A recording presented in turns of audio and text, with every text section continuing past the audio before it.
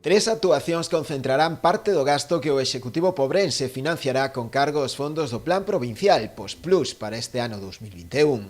Trátase da mellora da accesibilidade ao novo parque infantil do Camiño Ancho, a mellora do parque infantil da Praia de Lombiña e a dotación de rede de pluviais e pavimentación no lugar de Tarrío, en total 129.000 euros. Neste caso sería a rehabilitación do Parque Infantil da Praia Lombiña, a mellora de accesibilidade ao Parque Infantil do Camiño Ancho e dotación de rede de pluviais e pavimento en Tarrío. Que agradecemos este ano que a Diputación permite por fin o contrato menor, que non nos obliga á licitación, por eso presentamos 3 proxectos pequenos en lugar dun grande e que nos vai permitir unha tramitación moito máis rápida e a execución das obras que van este ano no post-2021. Outra parte dos fondos do plan irán destinados ao financiamento do gasto corrente, 187.000 euros, e tamén á reducción da débeda, ao redor duns 45.000. Serían 187.241,34 euros, que, bueno, ademais, nun ano como este, que é un ano complicado, pois destinalos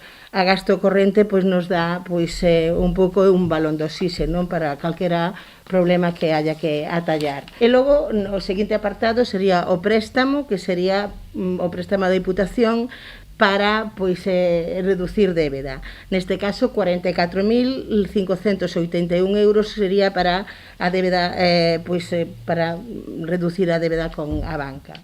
Por primeira vez, a Deputación da Coruña tamén elaborou un plan adicional para financiamento de gastos sociais extraordinarios, o denominado POSPLUS adicional. Ao Concello da Pobra corresponderánlle uns 113.000 euros, que serán destinados a diferentes accións, como é o caso do pago da axuda de emerxencia, a compra de alimentos para familias necesitadas, a adquisición de diverso material contra a COVID, o alugueiro de emerxencia ou a posta en marcha do comedor sobre rodas. 43.800 euros pois ímolos destinar tamén para un novo proxecto que imos poñer en marcha, que é Comedor sobre Rodas, que consiste en levar o xantar a casa aqueles usuarios de servicios sociais ou veciños que así o precisen e o soliciten e cumplan os requisitos nos que está traballando xa neste momento o equipo técnico de servicios sociais. Seguindo as indicacións da propia Deputación, o Concello tamén participará no plan complementario, cunha actuación que permitirá a reforma e ampliación do Centro Sociocultural do Camiño Ancho.